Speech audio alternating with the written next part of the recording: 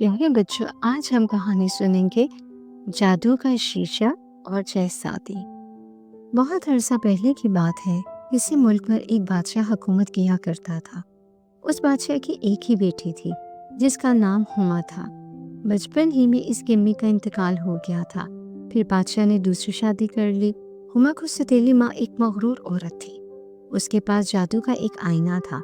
वो रोजाना सुबह उठकर तैयार होती और जादू के आईने से पूछती, आईने, जरा ये तो बताओ कि सबसे खूबसूरत और अच्छा कौन है। आईना जवाब देता, मलिका आलिया, बेशक आप ही सबसे खूबसूरत और अच्छी हैं। ये जवाब सुनकर मलिका बहुत खुश होती। एक दिन ऐसा हुआ कि मलिका ने हस्बे आदत आईने से पूछा कि सबसे खूबसूरत और अच्छा कौन है। तो इस बार आईने ने मुख्तलिफ जवाब दिया। मलिका आलिया, बेशक आप सबसे खूबसूरत और अच्छी थीं, मगर अब आपकी सुतीली बेटी हुमा सबसे खूबसूरत और अच्छी है। आईने का ये जवाब सुनकर मलिका गुस्से में आग बबूला हो गई। वो हसद की आग में जलने लगी। उसने अपने खिदमतगारों को बुलाकर हुक्म दिया कि हुमा को जंगल में ले जाकर कत्ल कर दिया जाए। खिदमतगार हुमा को जंगल में ले गए, मगर जब वो इसको कत्ल करने लगे तो उन्हें इस पर बहुत तरस आ गया। उन्होंने हुमा से कहा, तुम्हारी नेक दिली की वजह से हम तुम्हें कुछ नहीं कहते, मगर तुम यहाँ से कहीं चली जाओ और वापस कभी अपने मुल्क में मत आना, वरना मलका तुम्हारे साथ हमें भी कत्ल करवा देगी। हुमा ने जान बख्श देने पर उनका बहुत शुक्रिया अदा किया। फिर घने जंगल के अंदर एक तरफ चल पड़ी। कुछ दूर जाकर हुमा को एक छोटी सी झोंपड़ी नजर आई। हुमा झोंपड़ी में दाखिल हुई तो उसने देखा कि झोंपड़ी के अंदर एक छोटी सी मेज रखी थी। मेज के गिर्द 7 छोटी छोटी कुर्सियां भी मौजूद थी। झोंपड़ी के एक कमरे में छोटे छोटे 7 बिस्तर भी लगे हुए थे। हुमा थकी हुई थी। वो इन बिस्तरों को जोड़कर सो गई। जब वो बेदार हुई तो उसने देखा कि 7 छोटे कद के आदमी इसके आसपास खड़े उसे देख रहे थे। असल में ये 7 बोने थे, रहमदिल और बहुत ही प्यारे। उन्होंने हुमा से पूछा कि वो कौन है और यहाँ कैसे आई है। इस पर हुमा ने बोनों को महल से जंगल में आने तक की सारी दास्तान सुना दी। ठीक है, अब तुम इस घर में हमारे साथ रहो, हमारे लिए खाना बनाना, और एक बात हमेशा याद रखना कि जब हम लोग घर पर मौजूद ना हो तो किसी भी अजनबी को घर में दाखिल मत होने देना। हुमा ने बोनों की बात मान ली। खिदमतगारों ने वापस जाकर मलका से झूठ बोला कि उन्होंने हुमा को मार डाला है। मलका बहुत खुश हुई और फिर अपने कमरे में चली गई। थोड़ी देर बाद इसने जादू के आईने से पूछा, आईने, बता, इस दुनिया में सबसे खूबसूरत और अच्छा कौन है। अपने बुरे अमल की वजह से अब आप बिल्कुल अच्छी नहीं रही। हाँ, हुमा अब भी सबसे अच्छी है और वो जंगल में एक झोंपड़ी में रहती है। ये जवाब सुनकर मलका को बहुत गुस्सा आया।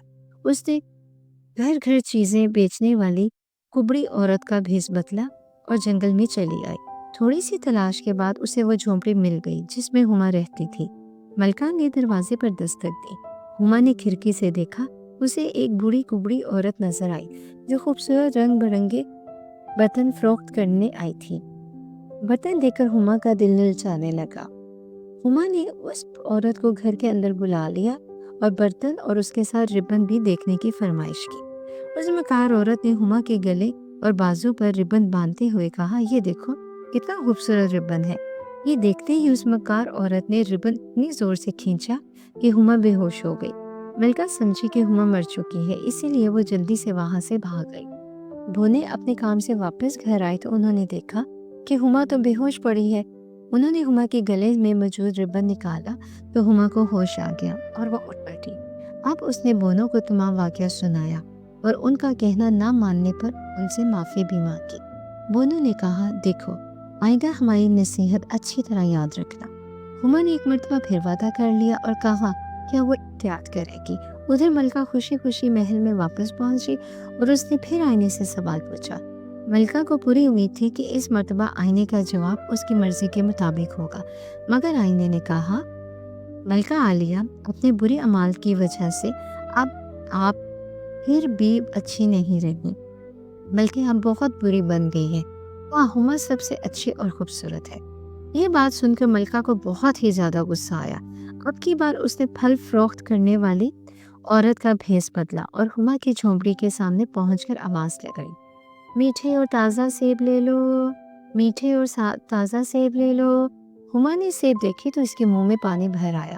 یہ سیب سب سے زیادہ خوش ذائقہ ہے۔ اس عورت نے سرخ رنگ کا ایک لذیذ سیب ہما کی طرف بڑھایا۔ ہما نے جیسے ہی سیب دانتوں سے کاٹا، وہ جہاں کھڑی تھی وہیں پر گر پڑی۔ حاسد ملکہ کو پکا یقین تھا کہ اب کی بار ہما بچ نہیں پائے گی۔ اس اطمینان کے ساتھ وہ محل کی طرف چل دی۔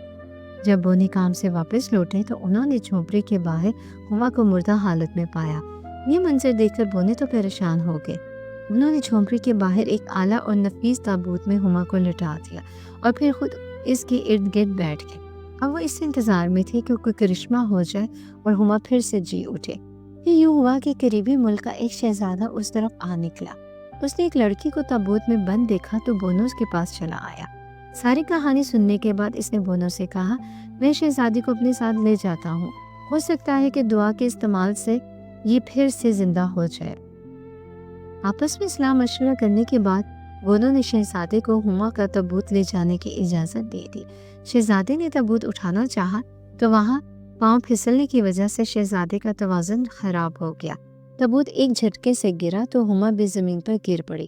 گرنے کی وجہ سے ہما کے گلے میں پھنسا ہوا سیب کا ٹکڑا باہر نکل آیا اور وہ اٹھ بیٹھی۔ ہوا کو چون تھا کہ یہ سیب زہریلا تھا۔ زہر نے اثر تو دکھایا تھا مگر سیب کا ٹکڑا حلق میں پھنس جانے کی وجہ سے شہزادی کی جان بچ گئی تھی۔ شہزادی ہما کو ہوش میں دیکھ کر ساتوں بونوں سے بہت خوش ہوئی۔ شہزادہ اور شہزادی ہما کو ساتھ لے کر اپنے ملک کی طرف روانہ ہو گیا، جہاں وہ حاسد ملکہ شہزادی ہما کو نقصان نہیں پہنچا سکتی تھی۔ پیارے بچوں، اس کہانی سے آپ نے کیا سیکھا مجھے بھی بتائیے گا۔ پیارے بچوں، آپ کو کہانی پسند آئی ہو تو اسے لائک کر دیں، چینل سبسکرائب کر دیں۔ خیر سے سوئیں، خیر سے اٹھیں، اپنا خیال رکھیں، میٹھے سپنے دیکھیں۔ شب بخیر۔